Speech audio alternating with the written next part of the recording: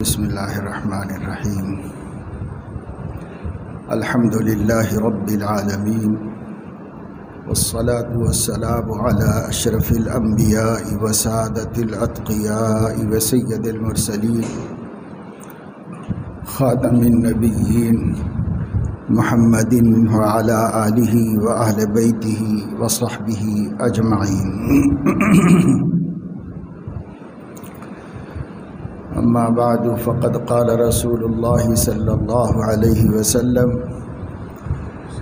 سبعۃ یظلهم اللہ یوم لا ظل الا ظلہ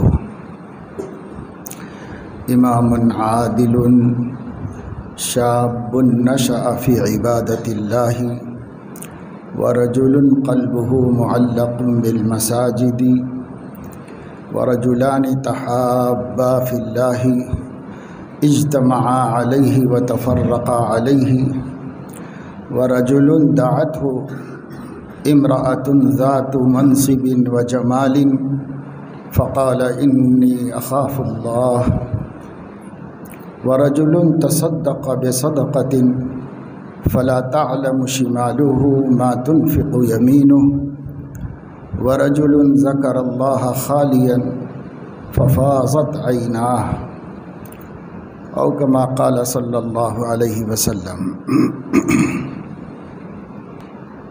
حضرت امام بخاری رحمۃ اللہ علیہ نے مومن کا اللہ کے گھر یعنی مسجد کے ساتھ کیسا تعلق ہونا چاہیے اور اس تعلق کا فائدہ اور برکت کیا ہے، یہ بتانے کے واسطے یہ حدیث اپنی کتاب میں تخریج فرمائی ہے۔ لیکن حدیث میں سے ایک صفت ایسی ہے جو اس مقصد کو بتاتی ہے، اس کے علاوہ مزید 6 صفتیں ہیں جو اعلیٰ درجے کی صفات انسانی ہیں، اسلام کی علامت ہے، مومن کامل ہونے کی پہچان ہے۔ اس لیے حضور علیہ الصلاۃ والسلام نے مسلمانوں کو ترغیب دینے اور ان کے دلوں میں ان صفات کی عظمت اور رغبت پیدا کرنے کے واسطے مسلمانوں کے سامنے اس کو بتایا ہے۔ کسی بھی چیز کی فضیلت بیان کرنے کا مقصد یہ ہوتا ہے کہ مسلمان اس چیز کو، اس صفت کو، اس خوبی کو اپنے اندر پیدا کرنے کی فکر کرے، اگر ہے تو سنبھال کے رکھے، اور اگر یہ صفت نہیں ہے تو پیدا کرنے کی فکر کرے کہ کس طرح پیدا ہوتی ہے، وہ کیسے میرے اندر یہ صفت آ جائے، اس کا لحاظ اور خیال اور فکر، کوشش و سعی اس کے اندر پیدا ہو جائے۔ فطری طور پر انسان کسی بھی چیز میں جب منفعت کا پتہ ہوتا ہے تو اس کی حرص اپنے اندر پیدا کرتا ہے، اور مضرت کا پتہ ہوتا ہے تو اس کا خوف اپنے اندر پیدا کرتا ہے، اس سے ڈرتا ہے۔ ہمیں معلوم ہوا کہ آگ میں ہاتھ ڈالنے سے ہاتھ جل جاتا ہے، ہمیں معلوم ہے کہ بجلی کے تار پکڑنے سے ہمیں آگ لگ سکتی ہے، ہماری جان جا سکتی ہے، تو یہ ضرر ہے جس کا اس کو خبر ہے، اطلاع ہے۔ سانپ ڈس جاتا ہے تو عام طور سے موت آ جاتی ہے، اس سے کم کوئی سزا نہیں ملتی آدمی کو۔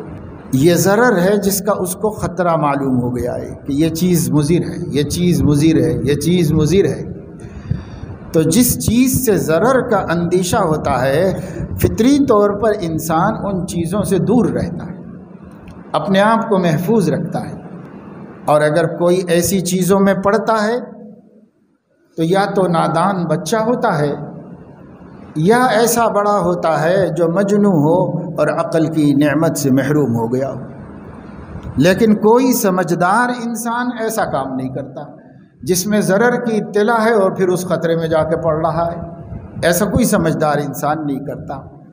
تو اللہ تعالیٰ نے انسانی فطرت کو ایسا بنایا ہے کہ وہ اپنے نقصان سے ڈرتا ہے اور اپنے فائدے کی طرف بڑھتا ہے، اور یہ فطرت بنا کر اللہ رب العزت نے انسان کو اس کے تجربے سے دنیا کے نقصانات بھی بتا دیے اور دنیا کے فائدے بھی بتا دیے۔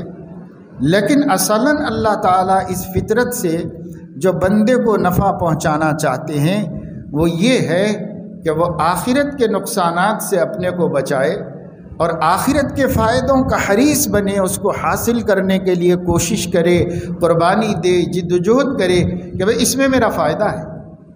جب اس میں میرا فائدہ ہے تو فطرتاً طبعاً انسان اس کی طرف لپکتا ہے، اس کی طرف بڑھتا ہے۔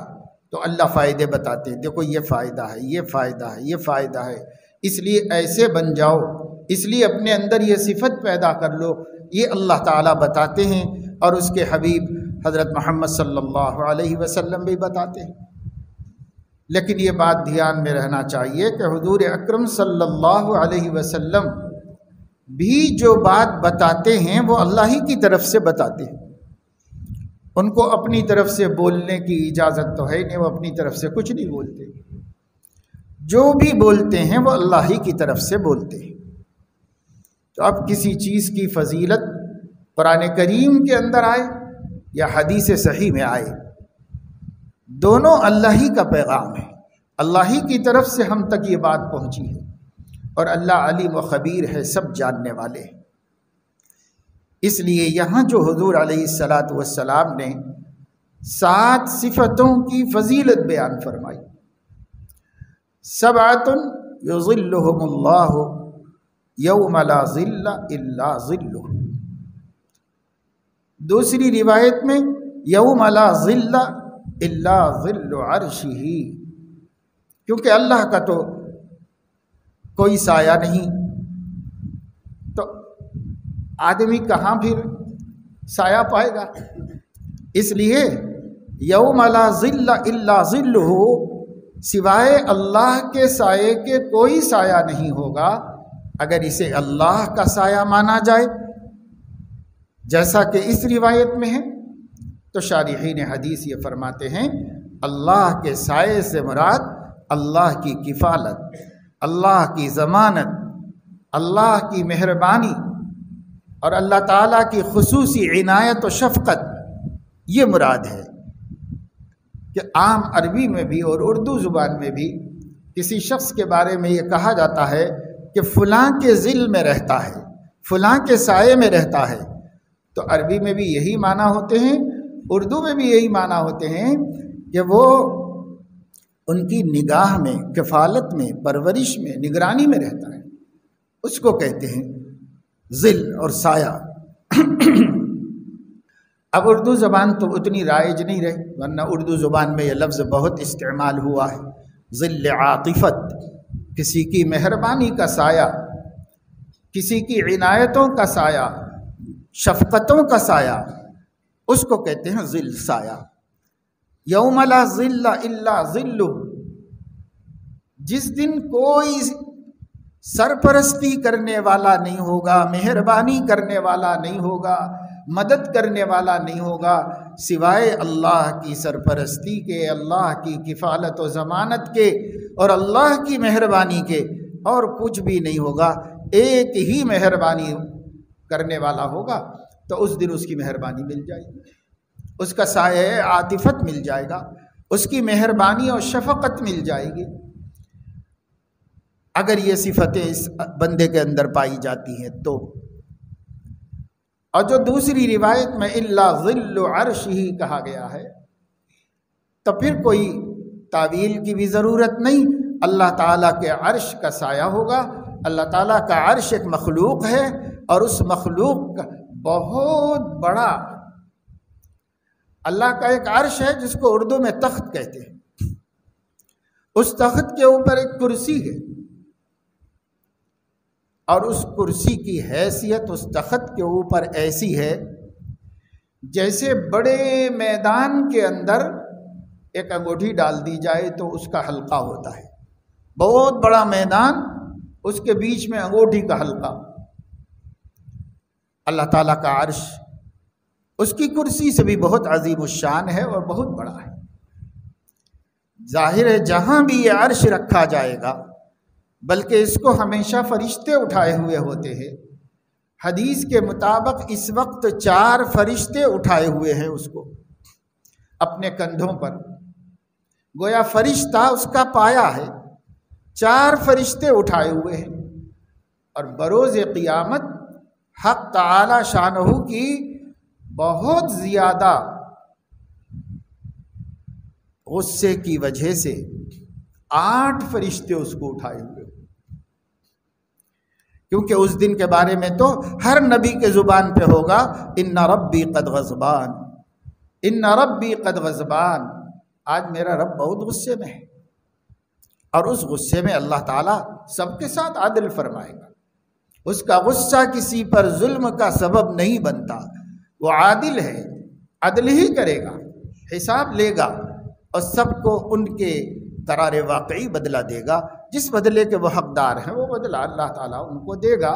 اور بہت سوں پر تو اپنا فضل بھی فرمائے گا، اپنی مہربانی بھی فرمائے گا، لیکن اس دن غصے میں ہوگا اللہ تعالیٰ۔ تو عرش اتنا بڑا ہے تو اس کا سایہ بھی بہت ہے۔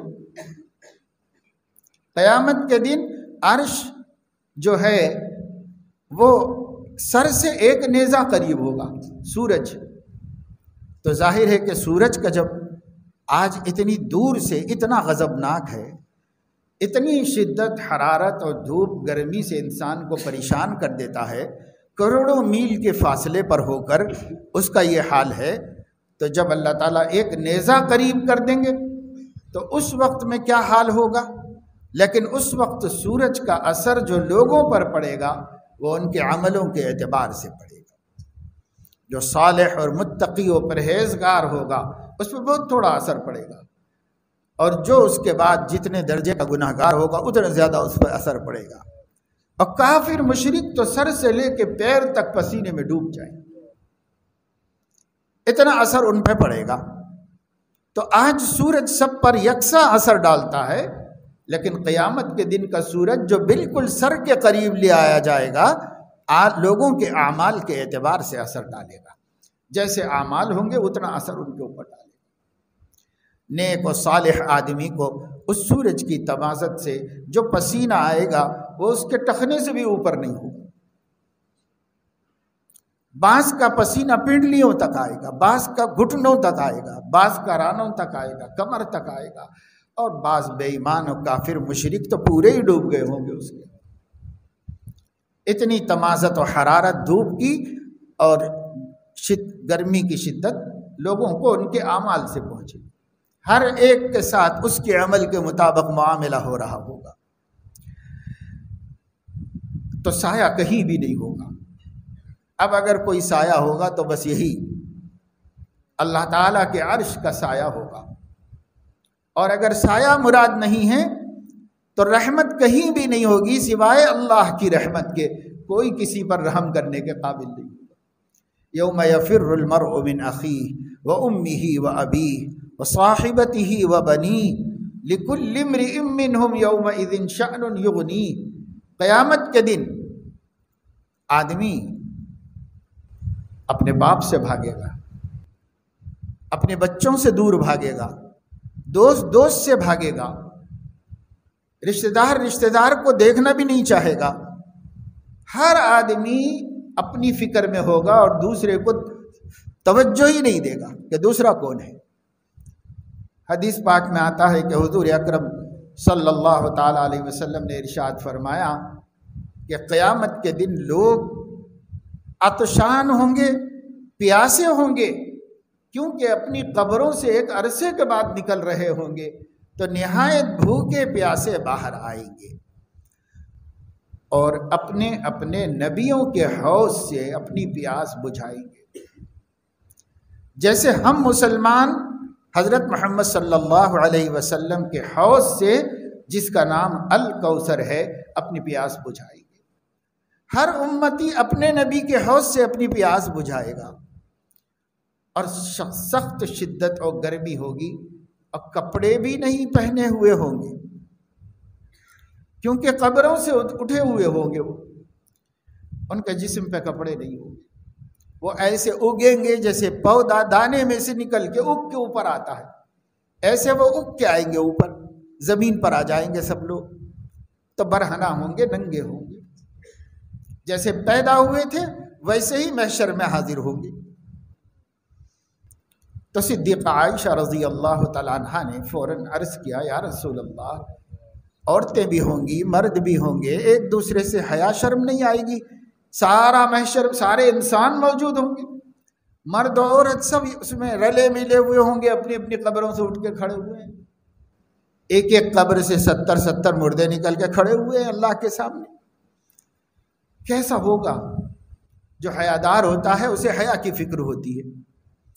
صدیقہ حیادار تھی، پہلا سوال ذہن میں آیا، سب برہنہ ہوں گے تو حیا و شرم کا کیا ہوگا بھی؟ حضرت علیہ السلام نے فرمایا کہ عائشہ، بات تو صحیح ہے، لیکن اس دن کی دہشت اور خوف خدا کا یہ عالم ہوگا کہ کسی کو یہ ہوش بھی نہیں ہوگا کہ اس کے بازو کون ہے، اور یہ پتہ بھی نہیں ہوگا کہ میں کپڑے پہنا ہوا ہوں یا ننگا ہوں، اس کا تک ہوش نہیں ہوگا۔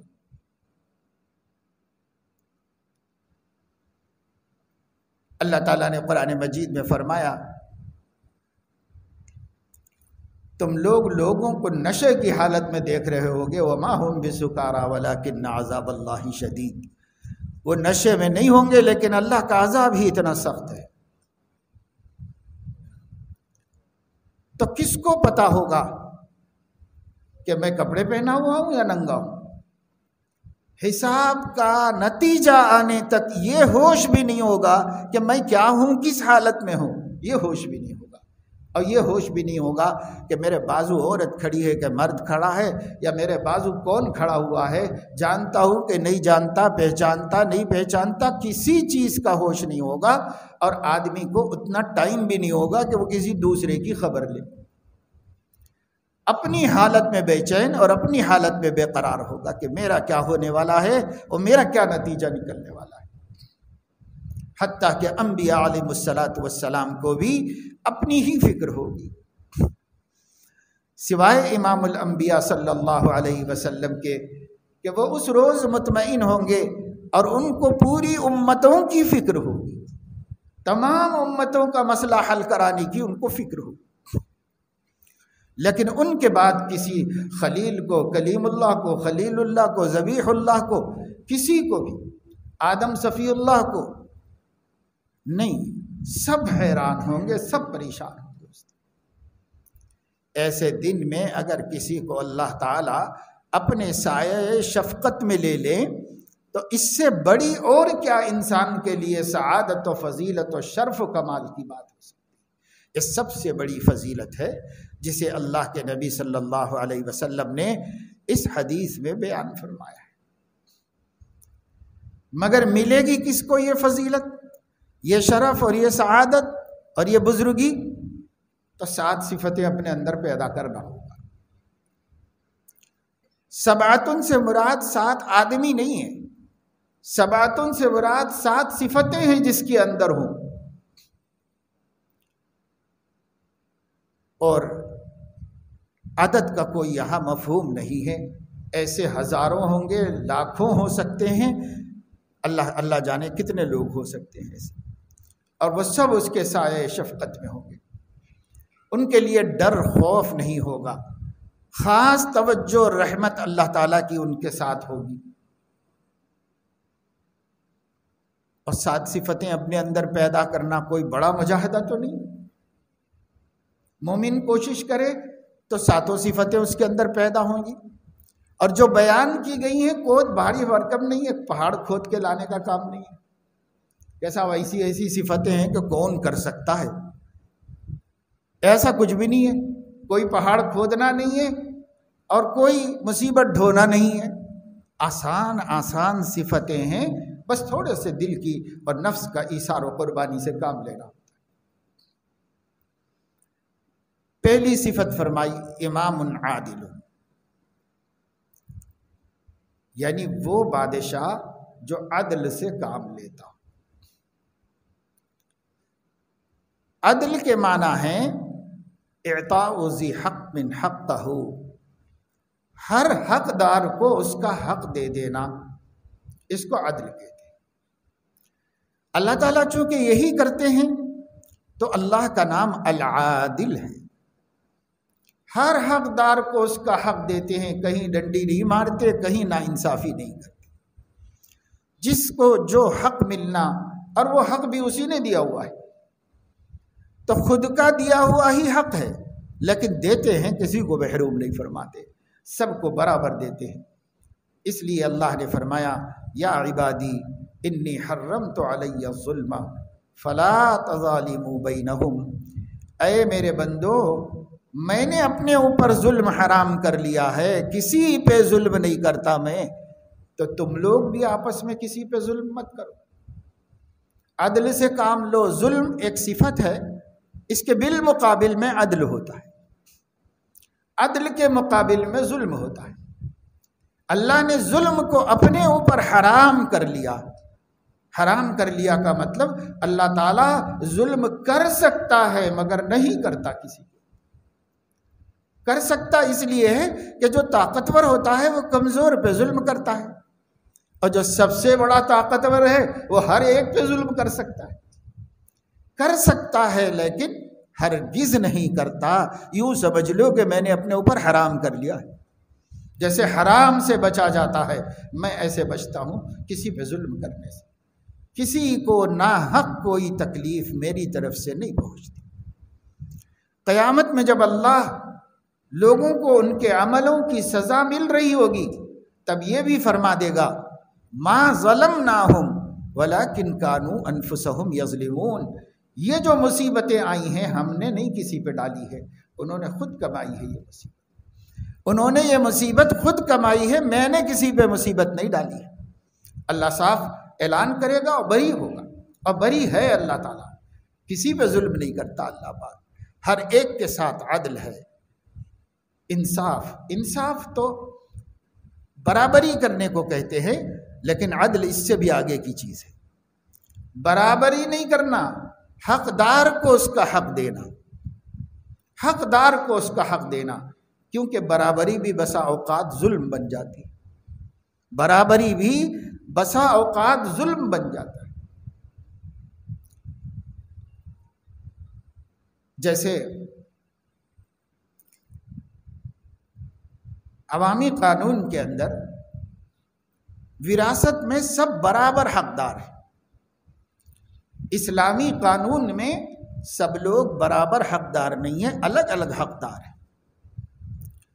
تو جو قرآنی نظام ہے وہ عدل ہے، اور جو انسانی نظام ہے وہ انصاف ہے۔ انصاف بھی کافی نہیں ہے، عدل ضروری ہے، اس لیے اللہ تعالیٰ عدل فرماتا ہے۔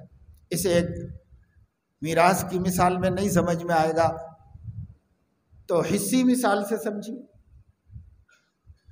ایک عورت ہے، اس کے 2 بچے ہیں، ایک 4-5 سال کا ہو گیا ہے، ایک ابھی 1.5-2 سال کا ہے۔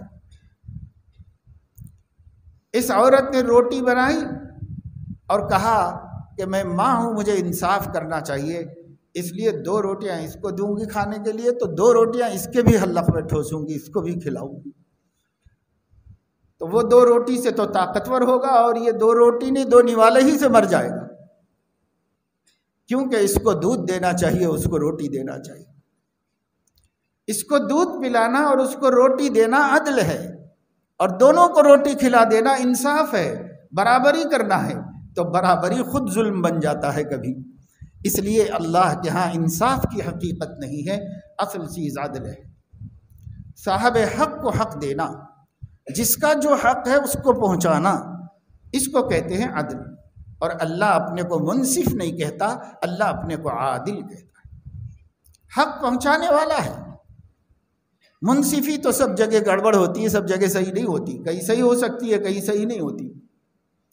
اس لیے امام عادل، ایسا حکمراں جو اپنی رعایا پر عدل کرتا ہو، اس کی حکمرانی عدل کر رہی ہو، ہر حقدار کو اس کا حق دے رہی ہو، اس کی حکمرانی، اس کا امام بننا. امام کہتے ہیں حکمراں کو. ایک امامت صغریٰ ہے، وہ نماز کی امامت کو کہتے ہیں. ایک امامت کبریٰ ہے، وہ قوم کی امامت کو کہتے ہیں، یعنی حاکم بننے، امیر المومنین بننے کو کہتے ہیں. امام کو امیر بھی کہتے ہیں. امیر المومنین جو مسلمانوں کا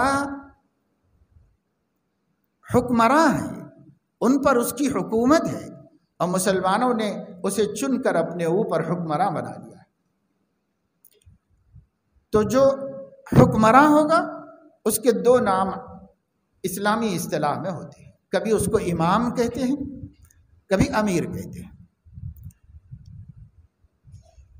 اور جیسے ہمارے سماج کے اندر امیر ہوتے ہیں، جسے کہا جاتا ہے امیر جمعیت اہل حدیث، امیر جماعت اسلامی، امیر تبلیغی جماعت. یہ جو امیر ہوتا ہے، یہ امیر صرف اپنی تنظیم کو چلانے کے لیے ڈرائیور ہوتا ہے. کہ اپنی تنظیم کیسے چلائے، اپنے اصولوں کے مطابق چل رہی کہ نہیں تنظیم، تو یہ اس کی ڈرائیونگ کرتا ہے، قیادت کرتا ہے. یہ امیر شرعی نہیں ہوتا. امیر شرعی وہ ہے جس کو مسلمانوں نے اقتدار سونپا ہو، حاکم بنایا ہو اپنا، جیسے صدیق اکبر امیر المومنین، عمر فاروق امیر المومنین، عثمان غنی، علی مرتضیٰ کرم اللہ وجہہ، سیدنا حسن رضی اللہ تعالیٰ عنہ، ان کے بعد حضرت عمر ابن عبدالعزیز رحمہ اللہ. یہ لوگ امام عادل تھے. اور حضرت حسن کے بعد حضرت عمر بن عبدالعزیز کے درمیان میں بہت خلفاء ہوئے جو امام عادل نہیں تھے. کافی دنوں کے بعد ایک اور امام عادل آیا، ان کا نام عمر ابن عبدالعزیز رحمہ اللہ ہے. یہ امام عادل تھے. لیکن امام عادل کو لوگ چلنے کہاں دیتے ہیں؟ حضرت عمر ابن عبدالعزیز 2 برس 2 مہینے حکومت کر سکے. صرف 2 برس 2 مہینے کے بعد زہر کھلا کر انہی کی کابینٹ نے ان کو ختم کرا دیا. کیونکہ وہ عدل والی حکومت کر رہے تھے، تو لوٹ کھسوٹ کے موقع نہیں مل رہے تھے. ان کو منوانا چاہا، سمجھانا چاہا. انہوں نے کہا بھائی میرے سامنے آخرت ہے، میں تم لوگوں کی رعایت میں اپنی آخرت برباد نہیں کر سکتا. میں تم لوگوں کو خوش کرنے کے لیے خود کو جہنم کا ایندھن نہیں بنا سکتا. تو دیکھا جب یہ نہیں مان رہے ہیں تو انہی کا پتہ صاف کر دو. انہی کا پتہ صاف کر دیا گیا. آپ کے سامنے دنیا میں اس کی بہت مثالیں. کوئی بھی آدمی، کوئی سماج بھی، کوئی مذہب کے لوگ بھی اگر اپنے اندر کوئی عادل ہے، سچ بات بول رہا ہو اور عدل کا معاملہ کر رہا ہو، تو قوم نہیں برداشت کرتی اس کو. کسی پہ سحر کر دیا جاتا ہے، کسی کو موت کے گھاٹ اتارنے کے لیے گنڈوں کو لگا دیا جاتا ہے، کہیں کسی طریقے سے کہیں کسی طریقے سے. یہی حکمراں کرتے ہیں اور یہی قبائل کرتے ہیں، یہی خاندانوں میں ہوتا ہے، یہی مسلم سماج میں بھی آج جگہ جگہ ہوتا ہے. عادل کو جینے نہیں دیتے. جانبدار ہو تو سب راضی ہیں، لیکن عادل ہو تو راضی نہیں. عادل سے خوش نہیں ہے. عادل وہ ہے جو حق کی بات کہے، حقدار کو حق دے.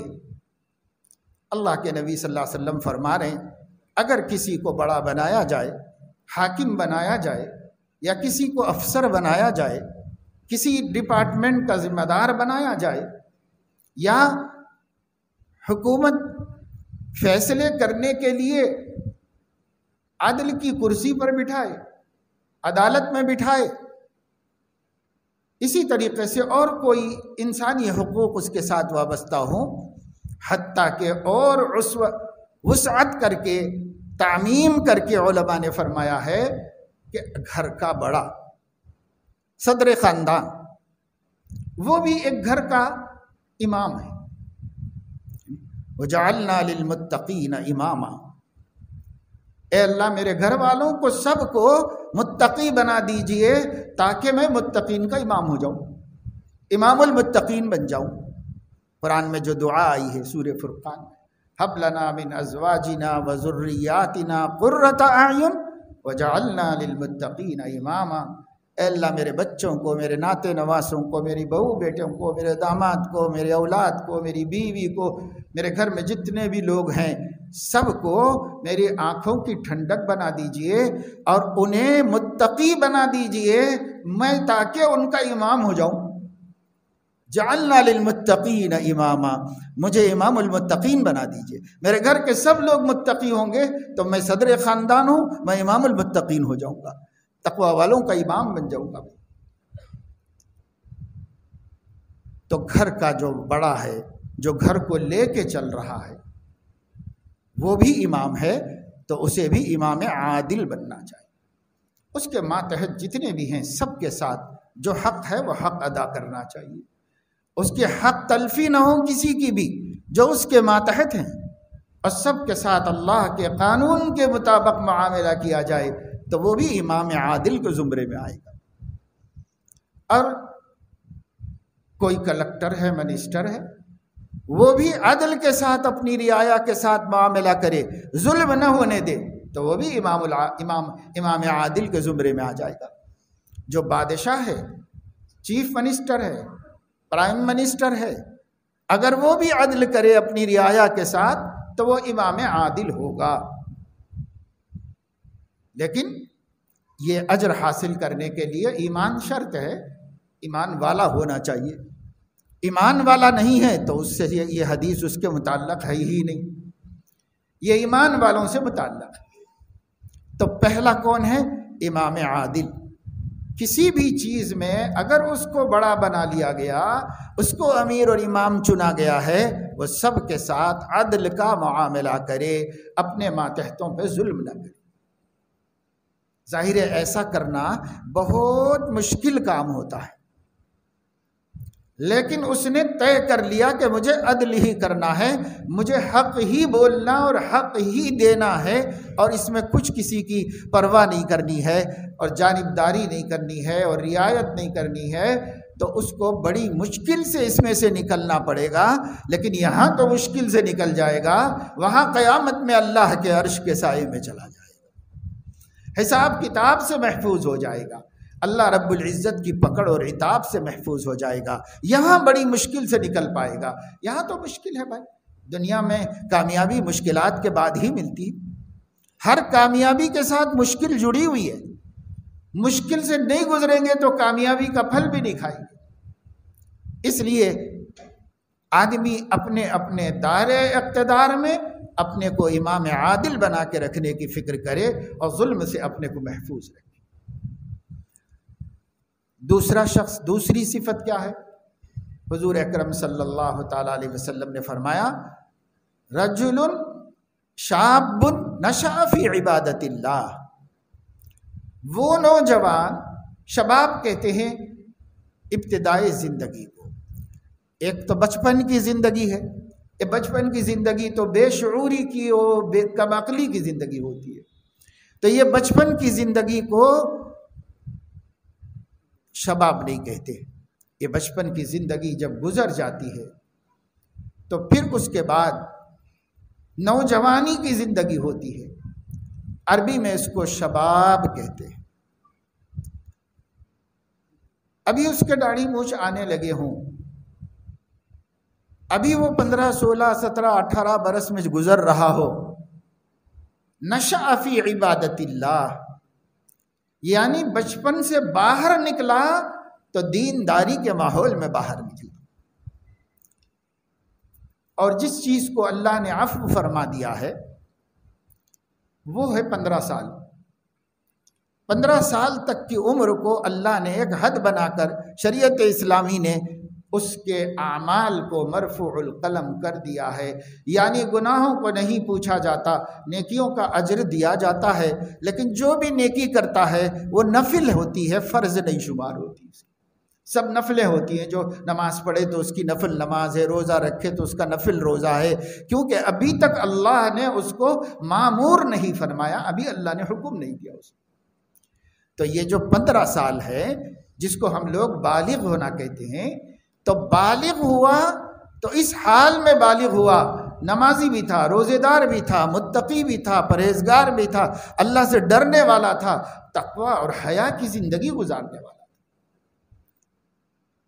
جیسے ہی وہ حکم میں حدود میں آیا تو یہی سب لے کے آیا۔ سیدنا علی کرم اللہ وجہہ جب اس فضیلت کو سناتے تھے تو ارشاد فرماتے تھے انا شاب نشأ فی عبادت اللہ، میں وہ نوجوان ہوں جو نابالغی کے اندر متقی پرہیزگار تھا، اور جب بالغ ہوا تو پہلے ہی دن سے اللہ والا تھا، پہلے ہی دن سے اللہ والے تھے، گناہوں سے دور تھے، ایمان پہ مضبوط قائم تھے، نماز کے پابند تھے، نبی کے مددگار تھے، دین اسلام کے لیے قربانیاں دے رہے تھے، اور ناجائز خواہشات سے اور اس عمر کے بچوں کی آوارگی سے، دیوانگی سے بالکل پاک تھے۔ سیدنا علی کرم اللہ وجہہ جب بالغ ہوئے تو 5 سال سے تقوی پرہیزگاری کے اعلیٰ معیار تھے، اب پھر عمر بھر اسی پہ قائم رہے اور ثابت رہے۔ تو حضرت علی نے جو یہ شکرانے کے طور پر لوگوں کے سامنے بتایا، نہ صرف یہ کہ شکرانہ ہے بلکہ حدیث کو سمجھنے کا ذریعہ بھی۔ نبی جو فرما رہے ہیں شاب نشأ فی عبادت اللہ، وہ نوجوان جس کی پرورش ہی اللہ کی بندگی اور عبودیت کے اندر ہوئی ہے، وہ نوجوان۔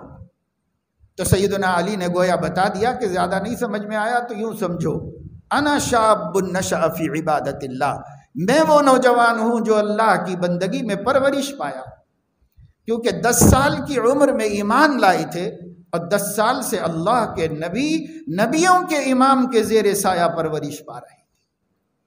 10 سال سے 15 سال میں آنے تک ماشاءاللہ اللہ کے نبی کے سائے میں تھے، انہی کی کفالت میں تھے، انہی کی ذمہ داری میں تھے، یہاں نبی کے سائے میں تھے، کل قیامت میں اللہ کے سائے میں ہو۔ یوم لا ظل الا ظلہ، جب میرے علاوہ کسی کا سایہ نہیں ہوگا، ان کو سایہ دوں گا جن کی جوانی ہی بندگی کے ساتھ شروع ہوئی ہو۔ کاش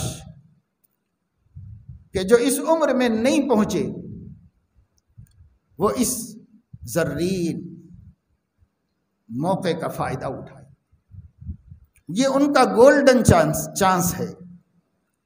ابھی 15 سال کے نہیں ہوئے ہیں اور ابھی سے متقی پرہیزگار، نماز کے پابند، گناہوں سے بچنے والے، زبان کی حفاظت کرنے والے، نگاہ کی حفاظت کرنے والے، شرمگاہ کی حفاظت کرنے والے اگر بن جائیں، 4 مہینے باقی ہوں، 3 مہینے باقی ہوں، ابھی بن جائیں اور اسی حالت میں بلوغ میں چلے جائیں تو شاب نشأ فی عبادت اللہ، اتنی بڑی فضیلت اس کو حاصل ہو جائے گی کہ وہ جوان جس کا بچپن اللہ کی بندگی میں گزرا ہو، تقوی اور پرہیزگاری میں گزرا ہو، گناہوں سے بچنے کی صفات میں گزرا ہو، کیا مشکل ہے کہ بنے۔ بہت سے لوگ ابھی اسی عمر میں ہیں کہ ابھی تک ان پر اللہ کا حکم متوجہ نہیں ہوا ہے۔ جس گھڑی وہ 15 سال کے ہوں گے اپنی پیدائش کے بعد، اس کے بعد سے ہر عمل فرض ہوگا اور ہر گناہ ان پر حرام ہوگا۔ اب بچپن سے جب انسان اس سے بچتا ہوا آگے نکلے گا تو یہ دوسرا شخص ہے جس کی فضیلت حضور اکرم صلی اللہ علیہ وسلم بیان فرما رہے ہیں، اس کو اللہ اس دن سایہ دیں گے جس دن کہیں بھی سایہ نہیں ہوگا، اللہ اس کو سائے میں آرام سے ٹھنڈے میں رکھیں گے اللہ رب العزت۔ کوشش کرنی چاہیے، اور جو بڑے لوگ ہیں صاحب اولاد ہیں، ان لوگوں کو کوشش کرنی چاہیے کہ ہمیں یہ مقام ملا یا نہ ملا، لیکن ہماری اولاد کی ہم ایسی پرورش کریں کہ وہ قیامت کے دن شاب نشأ فی عبادت اللہ میں شمار ہو جائے۔ ہم اپنی اولاد کو ایسا بنائیں جیسے سیدنا محمد الرسول اللہ صلی اللہ علیہ وسلم کے پاس کوئی بیٹا نہیں تھا، یہ چچا زاد بھائی ہی بیٹے کی طرح ہو گیا تھا۔ اللہ کے نبی صلی اللہ علیہ وسلم نے اس بچے کو ایسی پرورش کی، ہم اپنے بچوں کو ایسی پرورش کریں جیسے امام الانبیاء نے سیدنا علی کی تربیت فرمائی تھی۔ ہر ایک باپ کوشش کرے کہ میں بھی اپنے بیٹے کو علی مرتضیٰ بنا دوں، دین کے اعتبار سے، دیانت کے اعتبار سے، تقوی کے اعتبار سے، گو مقام کے اعتبار سے ہم نہیں بنا سکتے، ان کا مقام ان کو حاصل ہے، لیکن ان کی دیانت، ان کا تقوی، ان کی پرہیزگاری، ان کی صفات حسنہ ہم اپنے بچوں میں پیدا کر سکتے ہیں۔ ہم ان کو اپنے بچوں کے لیے ماڈل بنا سکتے ہیں، کیونکہ ان کو اللہ کے نبی نے پالا تھا، اور ہم اللہ کے نبی کی پرورش کو سامنے رکھ کر اپنے بچے کو پالے، ایسا بنائیں جیسے اللہ سے ڈرنے والے۔ سیدنا علی کرم اللہ وجہہ کی سیرت طیبہ پڑھو، حالات پڑھو، اتنا اللہ سے ڈرنے والے، ایسے پرہیزگار بندے تھے، نبی کے وفادار، سچے وفادار، ہر وقت ہر لمحہ، دن میں رات میں، کبھی دین کو ضرورت پڑی اور حضرت علی غائب ہوں، ایسا نہیں ہو، ہر جگہ موجود۔ اللہ رب العزت نے ایسا جذبہ دیا تھا، ایسا ان کو شوق ذوق اپنے نبی کی وابستگی عطا فرمائی۔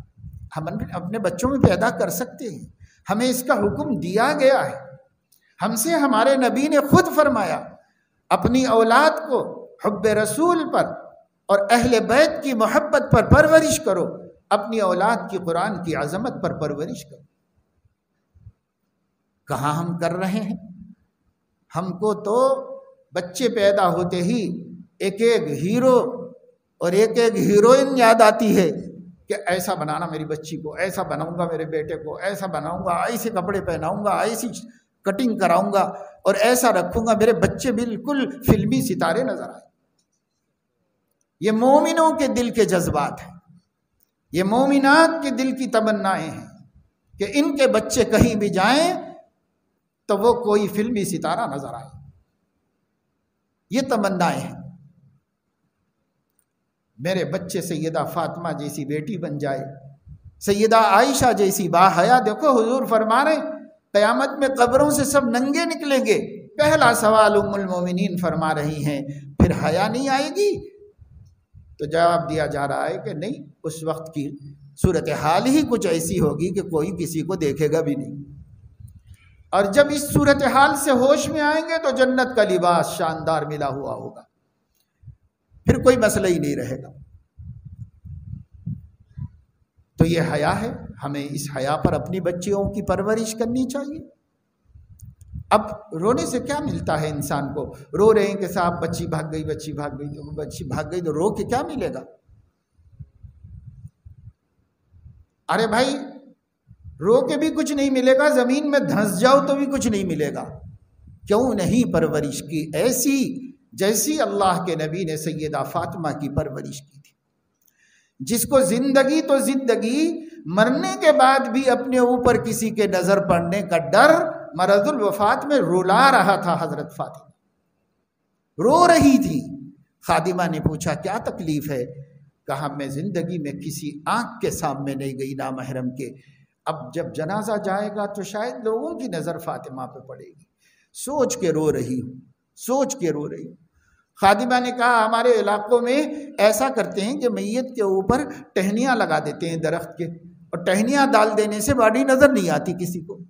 تو فرمایا فوری جا کے ابو بکر کو کہو کہ جب میرا جنازہ اٹھے تو اسی طرح ٹہنیوں میں چھپا کے لے جائے مجھے۔ میں اللہ کے رسول کی بیٹی آج تک کسی غیر کی آنکھ میں نہیں آئی ہوں، مرنے کے بعد کیسے آ جاؤں؟ یہ سیدنا علی کرم اللہ وجہہ نے پوچھا تھا کہ کیا کوئی ایسی عورت ہو سکتی ہے جس نے کسی نامحرم کو نہ دیکھا ہو اور کسی نامحرم نے اس کو نہ دیکھا ہو؟ تو سیدہ فاطمہ نے فرمایا رسول اللہ کی بیٹی کے علاوہ کون ہو سکتی ہے؟ اے رسول اللہ کی بیٹی تھی، اتنی حیادار غیرت مند بیٹی تھی، ہمارے لیے تھوڑا ہی وہ اسوہ ہیں، ہمارے لیے وہ منافقین، فاسقین و فاجرین، جن کے دل ظلمتوں سے بھرے ہوئے ہیں، جن کی حرکتیں بے حیائی کی داعی ہیں، لوگوں کو اپنی بے حیائی سے بے حیا بنا رہی ہیں، جن کی فلمیں اور جن کی زندگیاں دوسروں کے لیے دین سے دور ہو جانے کا سبب بن رہی ہیں، اللہ رسول سے غافل ہو جانے کا سبب بن رہی ہیں، یہی فلمی ستارے ہم اپنے بچوں کے لیے، اپنی بچیوں کے لیے ماڈل بنائے ہیں، آئیڈیل بنائے ہیں، اسوہ حسنہ بنائے ہیں، نعوذ باللہ من ذالک۔ کیا شوق ہے یہ مسلمانوں کا؟ اگر نبی سے قریب ہوتے تو نبی اچھے لگتے، فلمی ستاروں سے قریب ہیں اس لیے وہ اچھے لگتے۔ جس سے آدمی محبت کرتا ہے وہی اچھا لگتا ہے اس کو۔ ہم سوچ لیں کہ ہم کس کو چاہتے ہیں، کبھی تنہائی میں سوچ لو، اکیلے میں غور کر لو، کیوں نبی اچھے نہیں لگتے ہمیں؟ کیوں نبی کی باتیں اچھی نہیں لگتی؟ اور کیوں فلاں فلاں فلاں بے ایمانوں بے دینوں کی باتیں اچھی لگ رہی ہیں؟ کبھی سوچو۔ فلمی ستارے اگر بے ایمان بھی ہیں تو ہمارے دل میں جگہ بنائے ہوئے ہیں، لیکن ابھی تک ہمارے دل میں اللہ اور اس کا رسول نہیں آ سکا۔ یہ ہمارے غور کرنے کی چیز ہے۔ شاب نشأ فی عبادت اللہ، وہ نوجوان جو اللہ کی عبادت میں پروان چڑھا ہو، جب جوان ہوا بالغ ہوا تو اللہ کا فرما بردار بندہ تھا، نافرمان بندہ نہیں تھا۔ تو جو ابھی چھوٹے ہیں وہ ایسے بننے کی خود فکر کر لیں، اور جو بڑے ہیں جن کو اللہ نے اولاد دی ہے وہ اپنے بچوں کی ایسی تربیت کرنے کی فکر کر دیں تاکہ قیامت کے دن اللہ اپنے سائے میں انہیں ٹھنڈک پہنچائے اور ہر مشکل سے بچائے۔ نمبر 3، رجل قلبہ معلق بالمساجد، وہ آدمی جس کو مسجد میں دل اٹکا ہوا ہوتا ہے۔ اگر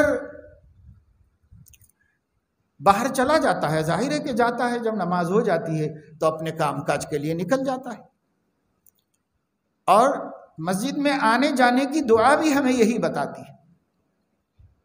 جب ہم مسجد میں آتے ہیں، بسم اللہ والصلاة علی رسول اللہ، اللہم افتح لی ابواب رحمتک۔ بہت سے لوگوں کو اللہم افتح لی ابواب رحمتک تو یاد رہتی ہے اور وہ پڑھ کے بھی داخل ہوتے ہیں، لیکن ابھی تک ان کو اس کی عادت نہیں پڑی کہ مسجد میں داخلے کی دعا اتنی ہی نہیں ہے۔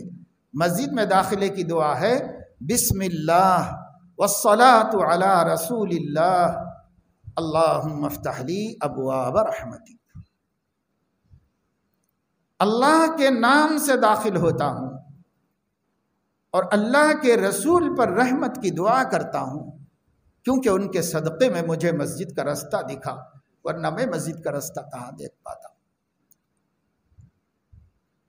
اللہ کے نام سے اس لیے داخل ہوتا ہوں، اسی کی توفیق نے مجھے مسجد تک پہنچایا، ورنہ میں مسجد تک کیسے پہنچتا؟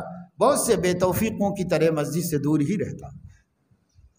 اس لیے اس تصور کے ساتھ بسم اللہ والصلاة علی رسول اللہ، اللہم افتح لی ابواب رحمتک، اے اللہ میرے لیے اپنی رحمت کے دروازے کھول دے، کیونکہ رحمت والے کا گھر ہے، یہیں رحمت ملے گی، اور کہاں ملے گی؟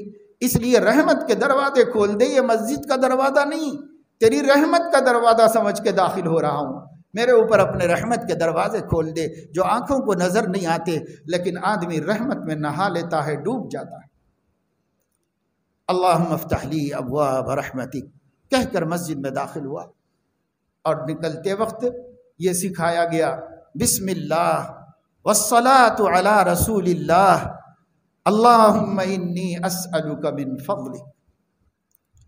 اللہ کے نام سے نکلتا ہوں باہر، اور صلاۃ ہے اللہ کے رسول کے اوپر، اے اللہ میرے لیے اپنے فضل کے دروازے کھول دے، میں تجھ سے تیرا فضل مانگتا ہوں۔ تو فضل کہتے ہیں روزی کو، حوائج زندگی کو، ضروریات زندگی کو فضل کہتے ہیں۔ اس لیے فضل مانگ رہے۔ اب باہر جا کے کرے گا کیا؟ دکان کو جائے گا، کاروبار میں جائے گا، جو بھی کرے گا اپنی زندگی کی ضروریات میں نکلتا ہے۔ اگر زندگی کی ضروریات نہ ہوتی مسجد ہی میں پڑا رہتا۔ زندگی کی ضروریات نکلنے پہ مجبور کرتی ہیں، تو باہر نکلتے ہوئے کہتا ہے اللہم انی اسألک من فضلک، اے اللہ تیری رحمت دنیا آخرت کے واسطے میں نے تیرے گھر میں آ کے لے لی ہے، اب بھی اپنی روٹی کی مجبوری سے باہر جا رہا ہوں، تو میری اس روزی روٹی میں برکت عطا فرما دے، یہ میری روزی روٹی مجھے عطا فرما دے۔ آج لوگ روزی روٹی میں بے برکتی اور کاروبار کی پریشانیوں کا رونا روتے ہیں، لیکن مسجد ہی نہیں آتے۔ مسجد آتے ہیں تو دعا نہیں پڑھتے آنے کی جانے کی، تو مسجد کی باتیں کرتے ہوئے نکل جاتے ہیں، 2-3 کوئی مل جاتا ہے اس کے ساتھ بکواس کرتے ہوئے باہر نکل جاتے ہیں۔ یاد نہیں رہتا کہ قدم روکو اور نبی کے طریقے سے باہر نکلو۔ بسم اللہ والصلاة علی رسول اللہ، اللہم انی اسألک من فضلک، اے اللہ میں آپ سے آپ کی روزی کا سوال کرتا ہوں، مجھے روزی میں برکت عطا فرما دیجئے۔ یہ بول کے نکلو۔ جو آدمی 5 دفعے اللہ کے گھر میں آ کے اس کی رحمت کو لوٹتا ہے، اب 5 دفعے اس کے گھر سے نکلتے ہوئے اپنی روزی کی بھیک مانگ کے جاتا ہے، کیوں اللہ اس کو پریشانی میں رکھے گا؟ اللہ تعالیٰ اس کو ضرور عطا فرمائے گا اور ضرور اس کو ملے گا۔ 1000 مرتبہ 2000 مرتبہ پڑھنے کو کوئی وظیفہ بتا دو مولانا، آپ جو بولے وہ پڑھنے کے لیے تیار ہوں، لیکن مسجد میں جا کر نماز پڑھ کے باہر آتے ہوئے اللہم انی اسألک من فضلک پہ عمل کرنے کے لیے نہیں تیار ہے۔ یہ ذہن بدل گئے مسلمانوں کے، اپنے تصورات دین کے بارے میں آ گئے، اور دین نے جو تصور دیا تھا وہ ذہنوں سے نکل گیا۔ اپنے اپنے ذہن کے بنائے ہوئے تصورات دین کے نام پہ ہماری زندگیوں میں آ گئے۔ 1000 وظیفے پڑھنے تیار ہے، پر 5 وقت مسجد میں آ کر اللہ سے رحمت لینے اور روزی لینے کے لیے تیار نہیں ہے۔ یہاں آ کے مانگو بھائی، یہاں آ کے سکھایا گیا ہے تم کو مانگنا۔ مؤذن نے کہا حی علی الصلاح حی علی الفلاح، اللہ کے بندو ایمان والو نماز کے لیے آؤ۔ معلوم ہے نماز کے لیے آنے کا کیا مطلب ہے؟ اپنے مقاصد میں کامیابی کے لیے آؤ، یہ مطلب ہے۔ اس لیے ایک طرف منہ کر کے نماز کے لیے بلاتا ہے، دوسری طرف منہ کر کے فلاح اور کامیابی اور مقاصد کی براری کے لیے بلاتا ہے۔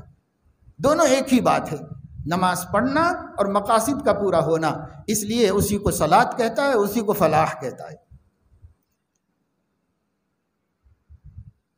اب ایک آدمی آیا، نماز پڑھ لیا، نماز پڑھ کے کتنی دیر بیٹھے گا؟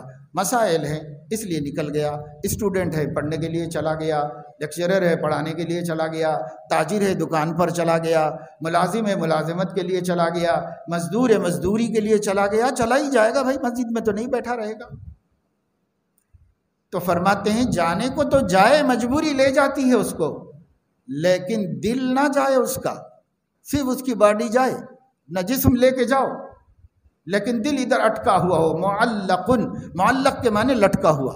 ورجل قلبہ معلق بالمساجد، وہ آدمی جو ضرورت سے مسجد کے باہر چلا جاتا ہے لیکن دل یہیں اٹکا ہوا رہتا ہے، اگلی نماز کا انتظار، اگلی نماز کی فکر، اور وہ جی میں یوں کہتا ہے کہ بار الہ، یہ پیٹ کا مسئلہ، بال بچوں کا مسئلہ نہ ہوتا تو میں تو تیری ہی چوکھٹ پہ پڑا رہتا، یہیں جیتا اور یہیں مر جاتا، مگر میری مجبوریاں مجھے نکالتی ہیں، مگر دل نہیں جاتا، دل یہیں اٹکا ہوا ہے، دل یہیں پھنسا ہوا ہے۔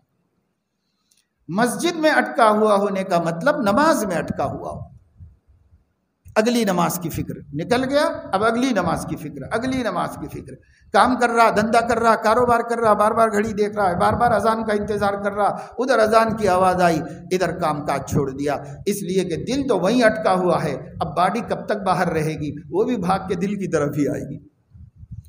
دل اور جسم کو جدا کیسے کریں گے؟ دل مسجد میں اٹکا ہوا ہے تو جسم بھی مسجد کو بھاگ کے آئے گا، فوراً مسجد پہنچ جائے گا۔ یہی وجہ ہے کہ امام احمد بن حنبل رحمہ اللہ نے یہ ارشاد فرمایا ہے کہ جب اذان ہو جائے تو عملاً اذان کا جواب دینا بھی واجب ہے۔ عملاً کا مطلب تیاری شروع کر دینا، نماز کی تیاری شروع کر دینا اذان کے بعد اور مسجد پہنچ جانا، یہ عملی جواب ہے۔ اور ایک قولی جواب ہے جو مؤذن کہتا اس کو دہرانا، اور حی علی الصلاح حی علی الفلاح کی جگہ لا حول ولا قوت الا باللہ پڑھنا، یہ دہرانا ہے مؤذن کی اذان کو۔ یہ قولی جواب ہے، زبان سے جواب دینا اذان کا۔ اور فعلی جواب کیا ہے؟ عملی جواب کیا ہے؟ تیاری شروع کر دینا، وضو بنائے، مسجد جائے، کتنا وقت لگتا ہے اسی حساب سے اپنی تیاری شروع کر دے، اور مسجد پہنچ جائے، سنتیں پڑھ لے اور انتظار کرے نماز کا، اور نماز مل جائے نماز پڑھے، انتظار کرے گا تو جتنی دیر نماز کے انتظار میں لگے گی، خاموش بیٹھا ہوگا تو بھی نمازی شمار ہوگا اللہ تعالیٰ کے پاس۔ اور نماز پڑھ لیا، اس کے بعد تھوڑی دیر بیٹھا ہوا ہے مسجد کے اندر کہ بھائی چلو اللہ کا گھر ہے، ایسی کیا جلدی ہے بھاگنے کی، تھوڑی دیر بیٹھو اللہ کے گھر میں، تو صرف اللہ کے خاطر اس کے گھر میں بیٹھا ہے، کسی کا انتظار نہیں، کوئی اور مقصد نہیں۔ تو جب تک بیٹھا ہوا ہے اگر بے وضو نہیں ہوا تو اس وقت تک فرشتے اللہم اغفر لہ اللہم ارحمہ کہہ کے دعائیں دیتے رہتے اس کو، اللہ اس کی بخشش کر دے، اللہ اس پہ رحم فرما دے، یہ دعا دیتے رہتے ہیں اس کو۔ تو پہلے کا انتظار نماز ہی میں شمار ہوگا، اور بعد والا انتظار فرشتوں کی دعائے رحمت کا سبب بنے گا۔ اگر مسجد میں تھوڑی دیر آدمی بیٹھے، اب پھر ضرورت سے چلا گیا تو خود چلے جاؤ، دل مت لے جاؤ، دل یہیں اٹکا کے رکھو اللہ کے گھر میں، تاکہ اگلی نماز میں آنا آسان ہو جائے۔ اور اگر دل بھی لے کے چلے جاؤ گے، جب دل بولے گا وہ نماز میں آئیں گے، اور دل نہیں بولے گا تو نہیں آئیں گے نماز میں۔ تو اس لیے دل کو لے جاؤ مت، یہیں رکھو، تو جسم خود ہی بھاگ کے آئے گا دل کے پاس۔ اس لیے یہاں پر آ جاؤ، وَرَجُلٌ قَلْبُهُ مُعَلَّقٌ بِالْمَسَاجِدِ، وہ بندہ جس کا دل مسجد کے اندر اٹکا ہوا ہو، اگرچہ کہ اپنے کام کاج میں رہتا ہو، فرض پڑھنے آ گیا پھر چلا گیا، آ گیا پھر چلا گیا، مگر دل ادھر ہی لگا ہوا ہے، ادھر ہی لگا ہوا ہے۔ نماز پڑھنا ہے، عصر پڑھ لیا تو مغرب پڑھنا ہے، مغرب پڑھ لی تو عشاء پڑھنا ہے، دھیان میں بس نماز نماز نماز لگا ہوا ہے۔ فرمایا اس کو بھی قیامت کے دن اللہ تعالیٰ عرش کے سائے میں جگہ عطا فرمائیں گے، جہاں کہیں بھی جگہ نہیں ہوگی، سایہ کہیں نہیں ہوگا، وہاں سایہ ملے گا اس کو۔ یہ معمولی فضیلت ہے ان اعمال کی، اور کیا ان اعمال کو کرنے کے لیے کوئی بہت زیادہ مجاہدہ کرنا پڑتا ہے؟ معمولی مجاہدے پر غیر معمولی فضیلت اللہ پاک عطا فرما رہے۔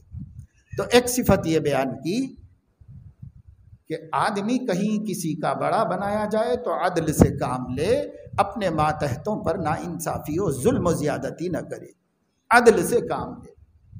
دوسری صفت یہ ہے کہ بالغ ہونے سے پہلے ہی اپنے کو دین کا پکا، دین پر مضبوطی سے جما لے اور دیندار بن جائے، اور جب بالغ ہو تو دین ہی کی حالت میں بالغ ہو، اور اس کو کنٹینیو کرنے کی فکر کرے، اور آسان بھی رہے گا اس کے بعد کنٹینیو کرنا اس کو۔